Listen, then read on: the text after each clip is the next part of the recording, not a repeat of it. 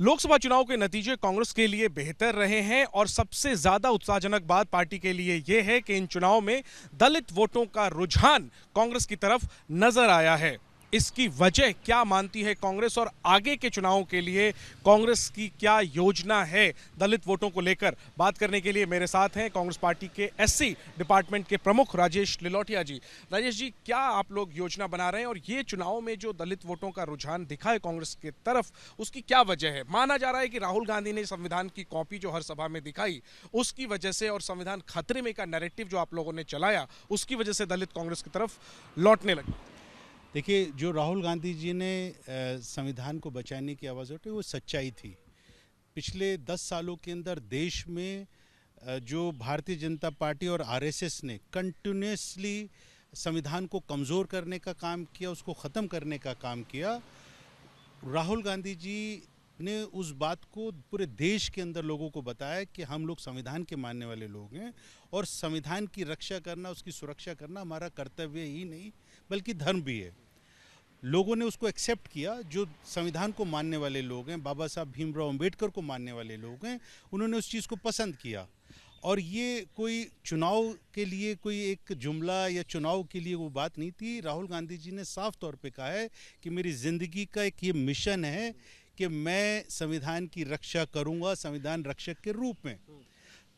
SC department ने पूरे देश के अंदर एक कैंपेन चलाया दो साल पहले।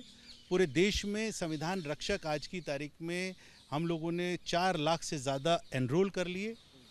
प्रदेश वाइज आज हम लोग पूरे प्रदेशों में जा रहे हैं, क्योंकि ये जो 75th year of adoption of constitution है 26 नवंबर को, उसके ऊपर एक बहुत व्यापक रूप में पूरे देश के अंदर। और मैं एक बात और ऐड करना चाहूँगा, देश में नहीं बल्कि विदेशों से भी मुझे फ़ोन आ रहे हैं जो संविधान के चाहने वाले हिंदुस्तानी भारतीय जो अलग अलग देशों में रहते हैं, वो लोग संपर्क कर रहे हैं कि हम भी संविधान रक्षक बनना चाहते हैं। तो हमारा टारगेट है, अभी 4 लाख अभी कंप्लीट हुए हैं। तो हमारा एक कैंपेन 15 अगस्त से लेकर 26 नवंबर तक चलेगा, जो लगभग 100 दिन का होगा, जिसमें हम लोगों ने टारगेट किया है कि हम लोग गांव के स्तर के ऊपर हर गांव में देश के अंदर 2 संविधान रक्षक आइडेंटिफाई करेंगे, एक महिला और एक पुरुष।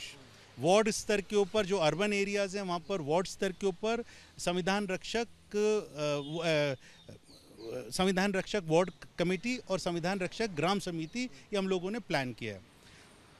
और उसके बाद में उन लोगों को ट्रेनिंग दी जाएगी, संविधान के बारे में उनको बताया जाएगा, सिखाया जाएगा और उनको कहा जाएगा कि उस गांव के अंदर जहाँ से आप बिलोंग करते हैं वहाँ पर जाएं, लोगों के बीच में बैठकर संविधान पे चर्चा करें।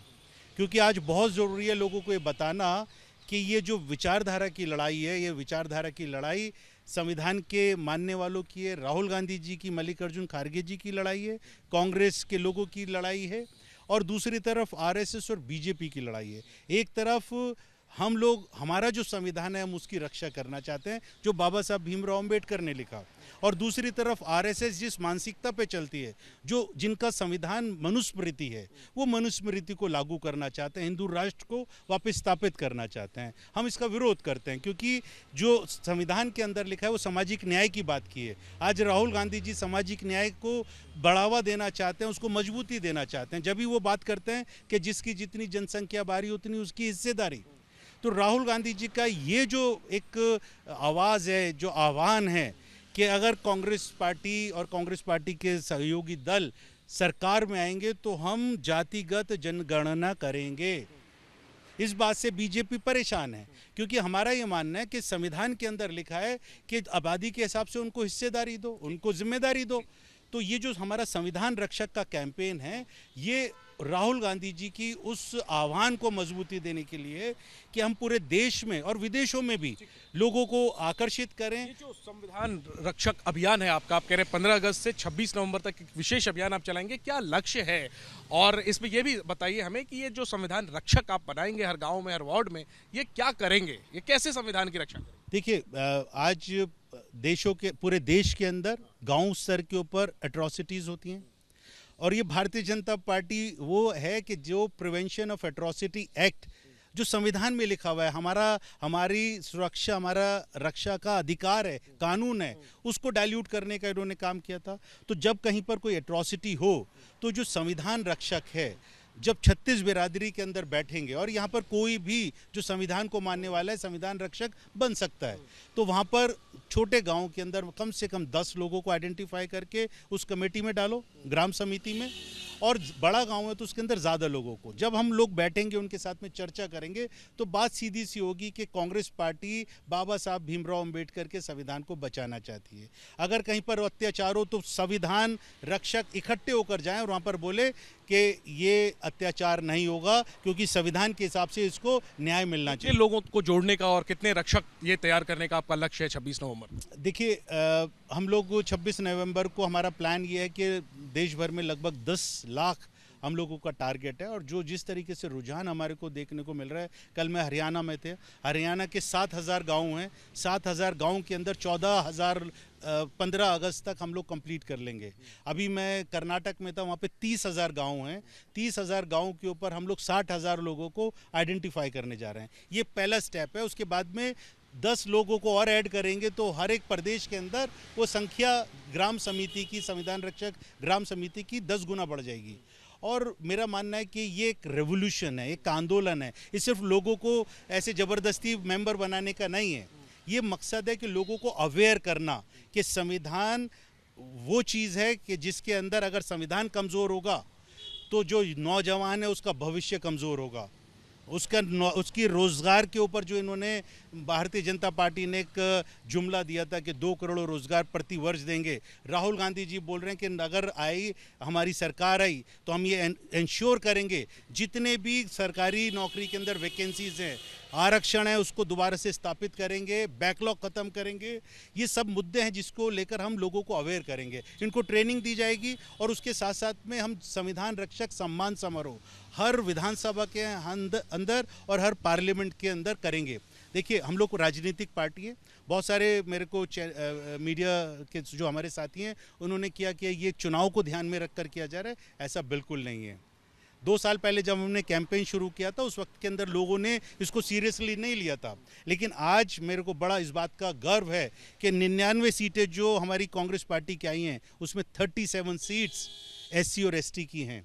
So I give this credit to those people मतलब who are संविधान रक्षक, who have enrolled themselves and shown their solidarity to save the constitution। दो सवाल इसमें और मैं राजेश जी पूछूंगा।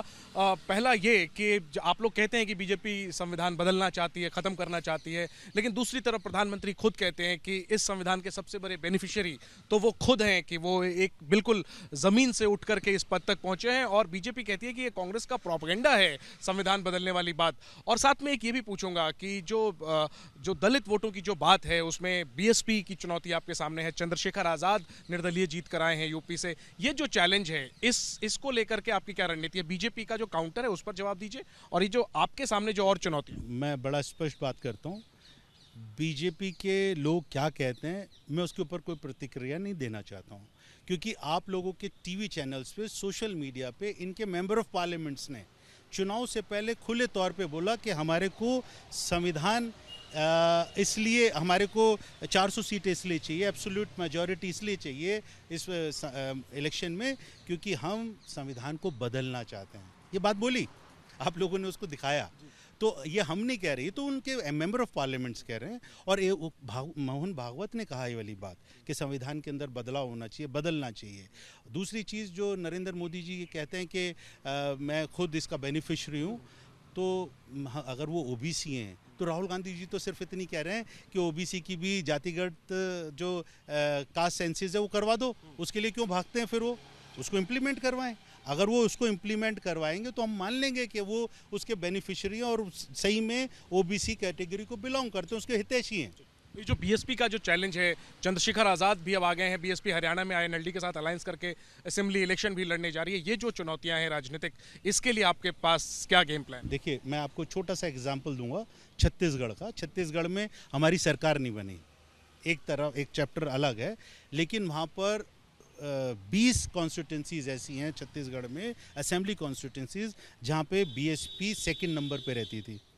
और उनके दो MLAs बनते थे। ये संविधान रक्षक सम्मान समारोह हमने वहाँ पे चलाया, हर कॉन्स्टिट्यूंसी में चलाया। उसका रिजल्ट ये निकला कि वहाँ पर 2000 और 3000 पे सिमट के रह गई बीएसपी। तो बीएसपी का अगर प्रभाव कहीं था तो उत्तर प्रदेश में था।